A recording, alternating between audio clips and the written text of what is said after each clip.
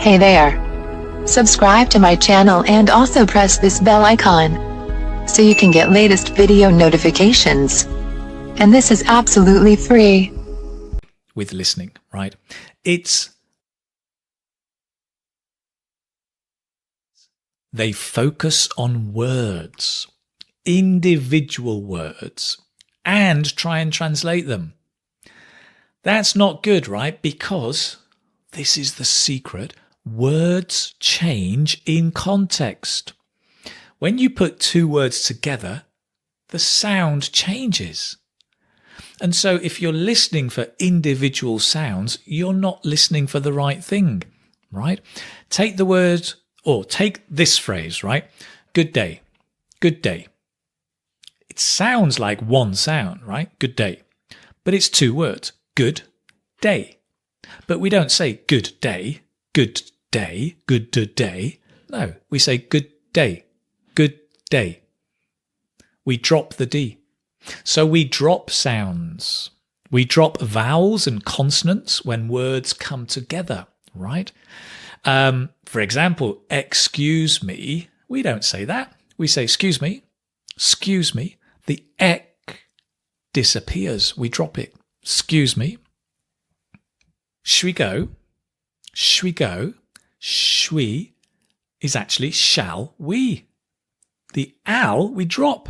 Shwi go. Shwi go. We even drop words, right? It's fine. That's fine. It's fine. So we drop vowels, consonants, and words. How on earth are you going to understand? Well, knowing that those sounds disappear when you put words together, then it's going to help you.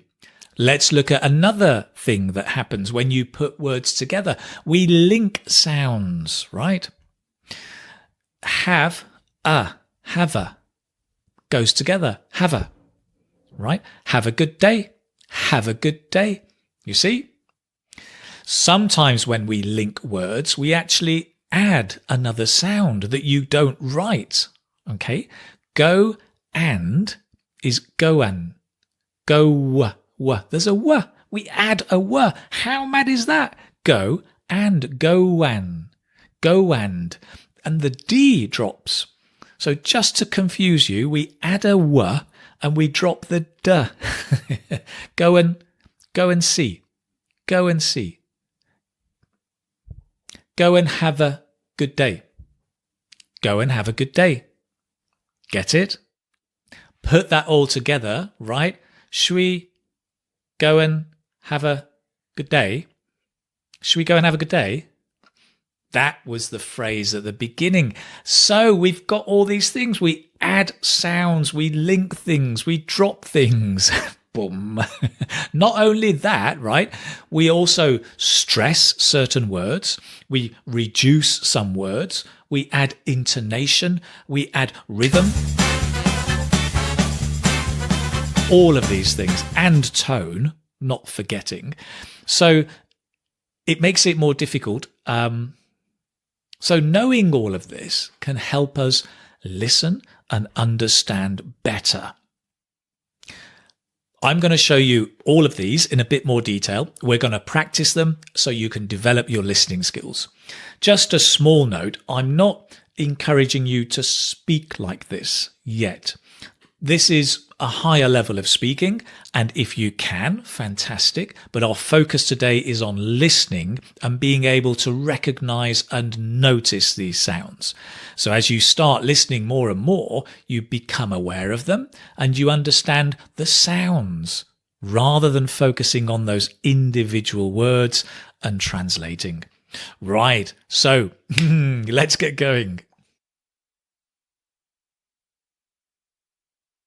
So I'm going to look at 5 things, okay? Word stress, chunks, weak forms, contractions, and connected speech, which cover all of the aspects we've talked about. Let's begin with word stress. Actually, grammatically, this is sentence stress. It's the words that we stress in a sentence, okay? So for example, Can you spot and tell me which words I am stressing in this sentence? I'd like to get a ticket to London. I'd like to get a ticket to London. Like, ticket, London. I'd like to get a ticket to London. What about this one? Can you pay by cash? Pay, cash. Can you pay by cash? Okay, so when you're listening to stuff, focus first of all on the stressed words because those are the ones that carry the main meaning. They're the most important words. Typically the noun, the verbs, the adjectives, the adverbs, the bigger words, right? Pay cash, you can understand. Can you pay by cash? Okay. 2 more examples. Again, pick out the words I stress. You should have asked. I would have been happy to do it. Asked, happy, do. You should have asked. I would have been happy to do it. Or, it's fine. I didn't want to trouble you. Fine, trouble you. It's fine. I didn't want to trouble you. Okay, so picking out those stressed words. Great, so here's a quick tip for you. You should be doing 2 kinds of listening, right? Intensive and extensive. Intensive is very short audio clips or video clips, maybe up to a minute, where you're analysing specific things. Extensive can be 20 minutes, 30 minutes, an hour, watching a film, listening to a podcast, where you're just exposing yourself and following the general idea. Okay, you need to be doing both kinds. When you're doing intensive listening, one exercise is to focus on the words that are stressed. So listen to the sentences. If you have the tape script, transcript, you can underline the stressed words, or make a note here or on paper as you listen and focus on the stressed words because they carry the meaning. So when you're doing IELTS listening for gist, for the main idea, the stressed words are the main ones, right? Can you pay by cash? Pay cash. That's all you need to know. You don't need to be focusing on every word. Okie dokie, moving on.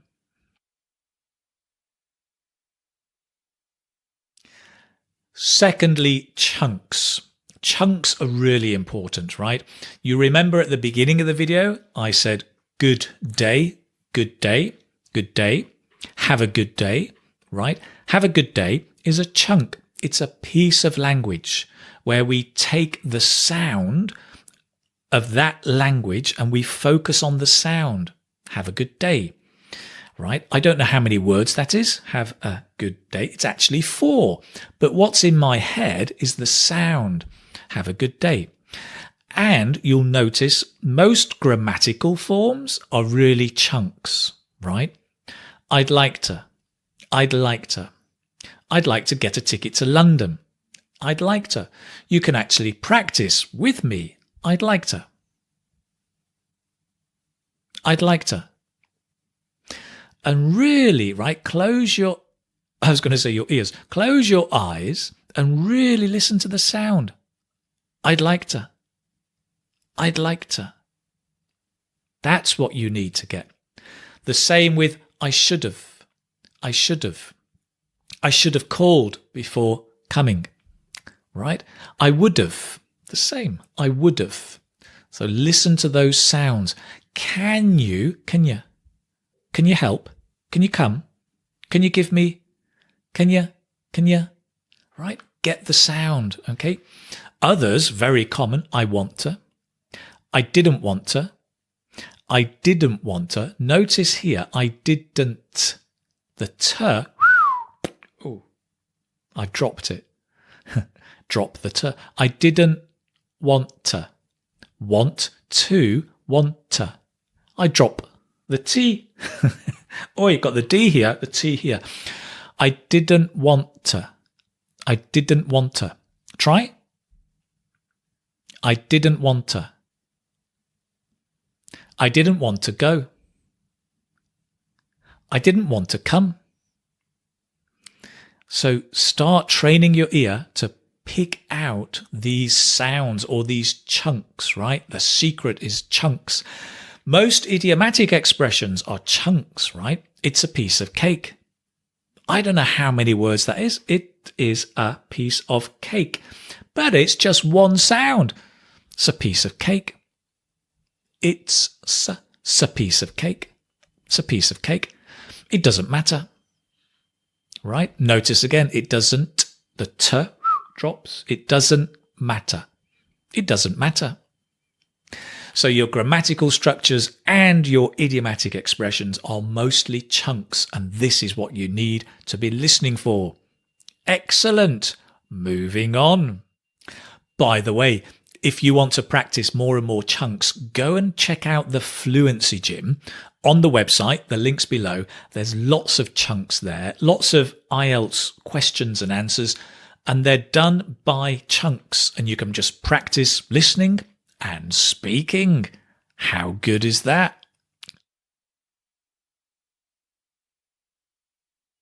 Now, talking of the gym, the Fluency Gym, when you go to the gym, you see some people who are really strong, right? Now, what's the opposite of strong? The opposite of strong is weak. It's the same with language and words. So many words in English have a weak form and a strong form. Right? Particularly the small little words in English. Okay. Have a look at these words. How do you pronounce them? Well, I don't know what you said, but I'm guessing you said for, to, do, are, you. Now that's true 10% of the time, right? That's the strong form. And we use that when we stress the word, right? It's for, no. For example, who is this for, right? Who is this for? Who do I give it to? You stress the word and it's the strong form. But did you know 90% of the time we don't stress the word and we don't use the strong form. We use the weak form. Exactly. So actually, how do you pronounce these words? F, t, d, or j, y, y. How strange is that? But that's how we really pronounce them. And that's what you're listening to when you listen to native speakers, right? They don't say, it's for you. They say, it's for you. It's for you. Or even the it's for you. It's for you. It's for you. The you is stressed, right? It's for you. For example, let's take do, right? I do like pizza. I'm stressing it, right? I do like pizza. Do you like pizza? Do you like pizza? You see, that's the unstressed form. In our phrases we're using at the beginning, I'd like to get a ticket to London. A ticket to London. It's not to, it's to, right? You could say to if it was, I want a ticket to London, not from London, because you're stressing to. But normally, a ticket to London. A ticket for two, a table for two. Go to the restaurant, a table for two. A table for two. I've changed from two to for. Right? A ticket to London. Good. So you may be thinking or asking, Keith, what are these small words that have a weak form and a strong form? Well, there's a lot, but the main ones are auxiliaries, right? Like these, be, do, have, can, which will be pronounced, the be is was or were, was, were, d, have, can. Personal pronouns, you, he, and she would be ya, he, sh. Prepositions, right? To, at, of, for become to, at, of, for. Conjunctions and, but, than, an, but, than. By and large, it's the schwa sound that we're using in the weak form. Not always, but usually. So that's it. The weak form's really, really important. Let's move on.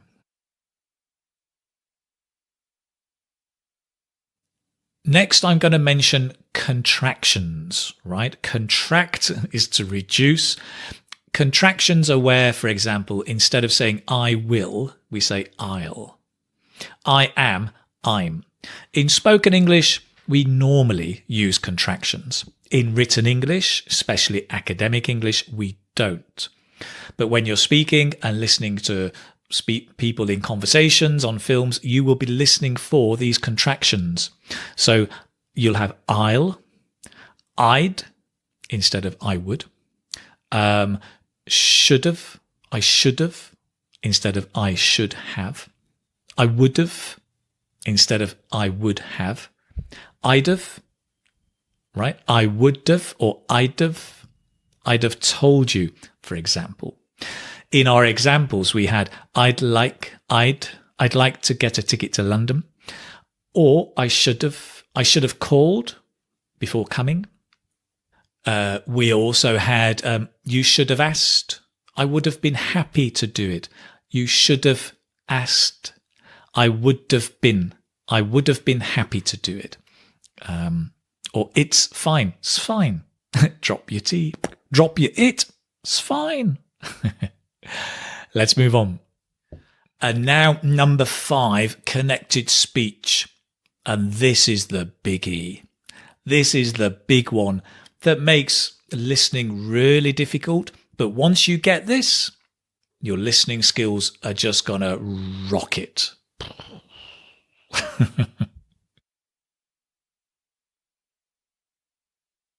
So here's the rule, okay? When a word ends with a consonant sound and the next word begins with a vowel sound, we usually connect the two words. Okay? We can connect the sounds or we can add a sound to make the connection. Let's have a look at the first chunk we mentioned before. I'd like to get a ticket to London, right? There's two connections here. I'd like to get a, we just link get a. Ticket to, we also link, but because the T and the T are the same, we just have one. Ticket to. Get a ticket to. Got it? I'd like to get a ticket to London. More examples. In the phrase, I should have called you before coming. Called you, called ya. The you is ya, right? Called ya. It's sometimes a duh, sometimes a ja. I should have called ya. I should have called you before coming. Close your eyes. I should have called you before coming. Ja. Can you hear the ja? Great. More examples. I should have asked. Vast. Vast. I should have asked. Notice we often drop the K, right, as well, in asked, right? We often drop the K. You should have asked. And another one, I would have been happy to do it. Here we add a sound, do, because it's a w, we put the w, do it, like a wit, do it, happy to do it. Get it? I would have been happy to do it. Or in as well, I didn't want to trouble you. So here we connect the didn't and the want, but we drop the T. I didn't want to, want to, want to, want to. I didn't want to trouble you. I didn't want to trouble you. Again, close your eyes and see if you can hear the sounds. Want to. I didn't want to trouble you. If you can hear it, you're starting to get the gist, to get the hang of it. Excellent. So those are some examples with the connected speech. So as you're listening intensively or extensively, try and notice the connected words. Try and listen to them. Stop if you want and try repeating it, because that can also help you. And if you've got the transcript, you can just make the connection. You can write and make the connection. It's just building up the habit and starting to notice this, right? Let me go through those 4 sentences we began with and see if you can start hearing the different things. I'd like to get a ticket to London. Can you pay by cash? You should have asked. I would have been happy to do it.